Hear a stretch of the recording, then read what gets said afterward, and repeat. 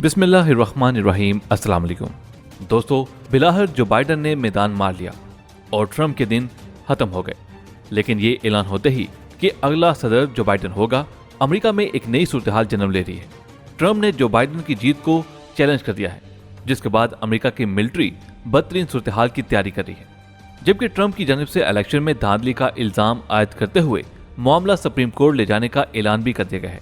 जबकि बेका एग्रीमेंट के बाद पाकिस्तान ने जाहिराना इकदाम करने का फैसला कर लिया है।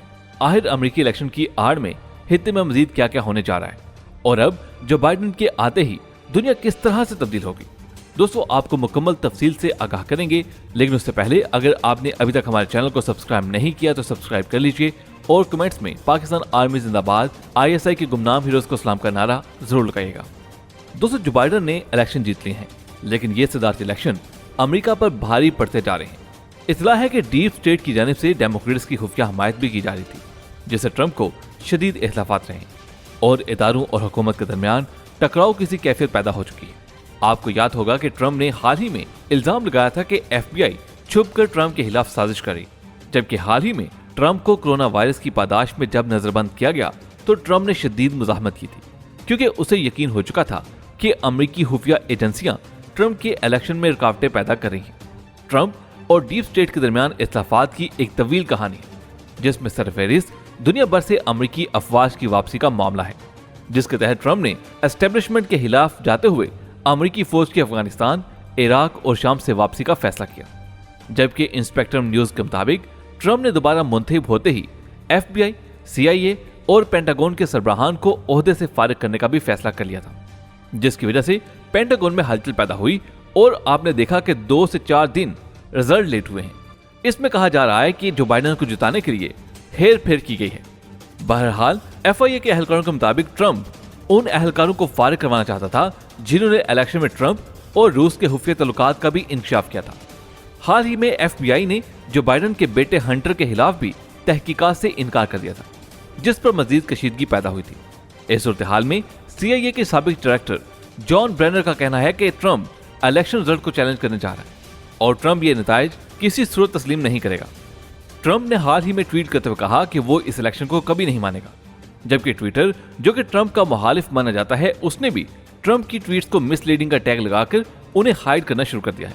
और यह भी कहा जा रहा है कि फेसबुक, जो कि ट्विटर का हरीफ है, वो ट्रंप की खुफिया हमायत कर रहा है। दोस्तों, आपको याद होगा कि अटलांटिक नामी जरीदे ने कहा था कि अगर ट्रंप को महसूस हुआ कि वो स्विंग स्टेट्स में हार रहा है तो वो इन रियासतों में फौज को तलब कर सकता है और इमरजेंसी लिखवा कर काउंटिंग करवा सकता है।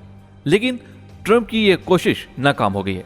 लेकिन यह देखने में आया है कि ट्रंप के सपोर्टर्स सड़कों पर निकलकर फसादात कर रहे हैं। जबकि ये भी इतलात हैं कि ट्रंप के हामियों ने बड़ी तादाद में असला जहीरा करना शुरू कर दिया है। और जब से ट्रंप ने असले पर से पाबंदी खत्म की, उसके बाद से अमेरिकियों की जानिब से हथियारों की खरीदारी में भी इजाफा देखने में आया है। खासतौर पर ब्लैक लाइफ मैटर्स के तहरीक और अमेरिकी इलेक्शन के बाद की गैर यकीनी सूरत हाल ने अमेरिकियों को हथियार खरीदने पर मजबूर कर दिया। अटलांटिक का कहना है कि अमेरिका में मार्शल लॉ लगना इतना आसान नहीं है, लेकिन मौजूदा सूरत हाल में कुछ भी मुमकिन है। रिपोर्ट के मुताबिक ट्रंप 1807 वाला कानून इंसर्शन एक्ट को नाफिज कर सकता है। वाज़ेह है कि इससे पहले जब 1992 में लॉस एंजलिस में सैफाम शख्स को कत्ल किया गया था, तो उस वक्त 1807 एक्ट नाफिज किया गया। जबकि ट्रंप इस मामले को सुप्रीम कोर्ट की तरफ लेकर जाना चाहता है, जहां ट्रंप के हम हयाल इंतहाब पसंद जजेस की तादाद ज्यादा है, जो कि ट्रंप की फेवर में फैसला सुना सकते हैं। और हालिया इतलात के मुताबिक ट्रंप ने इलेक्शंस का मामला सुप्रीम कोर्ट में ले जाने का ऐलान कर दिया है। चीनी सरकारी अखबार ग्लोबल टाइम्स का कहना है कि चीन अमेरिकी इलेक्शन का बगौर जायजा ले रहा है, जबकि अमेरिकी इलेक्शन के मौके पर मालाबार में 4 मुल्क की जंगी मशकों का आगाज हो चुका है, जिसमें इंडिया, जापान, ऑस्ट्रेलिया और अमेरिका शामिल हैं। चीन ने इलेक्शन के बाद इन मशकों का जवाब देने का फैसला कर लिया है।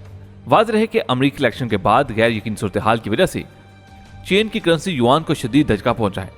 और टेलीग्राफ का कहना है कि चीन ने अमेरिकी डॉलर की बजाय डिजिटल करेंसी को बतौर रिजर्व करेंसी यूज करने का फैसला कर लिया है। गोया चीन अमेरिकी डॉलर्स को हैदराबाद कहने की तैयारियां कर रहा है, जो कि हित्ते में जारी कशीदगी में मजीद इजाफा कर सकता है। चीनी अखबार ग्लोबल टाइम्स का यह भी कहना है कि चीन को अपनी फौज और एटमी असासों को अगले 5 सालों में मजीद बेहतर बनाना होगा और 5 सालों में लॉन्ग रेंज स्टील बमबार तैयारे और इलेक्ट्रोमैग्नेटिक पावर से चलने वाले एयरक्राफ्ट कैरियर भी लॉन्च करना होंगे। अखबार के मुताबिक चूंकि चीन के 2027 में 100 साल होने जा रहे हैं, इसलिए 2027 तक चीन को हर सूरत अमेरिका पर हर लिहाज से बढ़तरी हासिल करना होगी। दूसरी तरफ फ्रांस के 3 राफेल तैयारे भी इंडिया पहुंच चुके हैं। इसी असना में चीन की जानिब से G10 नामी 4+ जनरेशन तैयारे पाकिस्तान को दिए जा रहे हैं।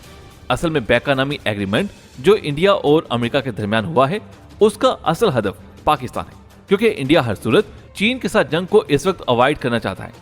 इंडिया की अवलीन ख्वाहिश है कि बैका एग्रीमेंट के तहत अमेरिकी सैटेलाइट डाटा तक रसाई हासिल की जाए और पाकिस्तान के हसास तंसीबात की रियल टाइम डाटा हासिल किया जाए, ताकि मिसाइलों और ड्रोन्स की डिलीवरी को मजीद कंट्रोल किया जा सके। इस बैका नामी एग्रीमेंट को पाकिस्तान ने अपने खिलाफ ऐलान जंग तस्वर किया है, इसलिए चीन और पाकिस्तान मजीद जारहाना इक़दामात की तैयारी कर रहे हैं।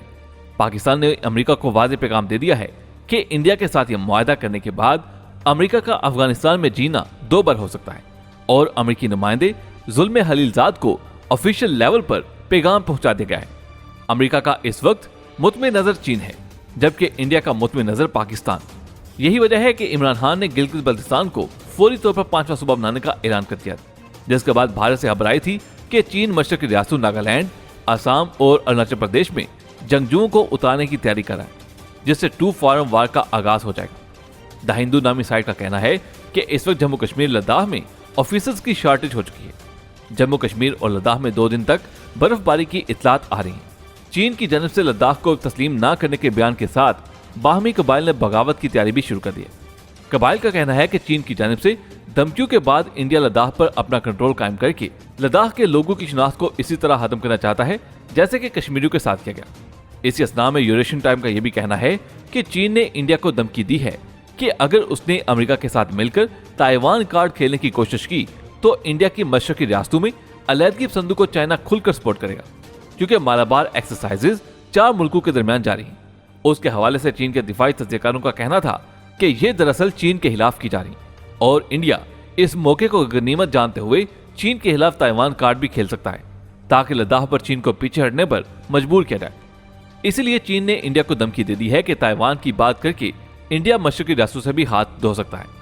जबकि इंडियन मीडिया का कहना था कि चीन के मगरबी सूबे यूनान में United liberation front of Assam का लीडर पारेश परवा मौजूद है, जिसे किसी भी वक्त चाइना मैदान में उतार सकता है।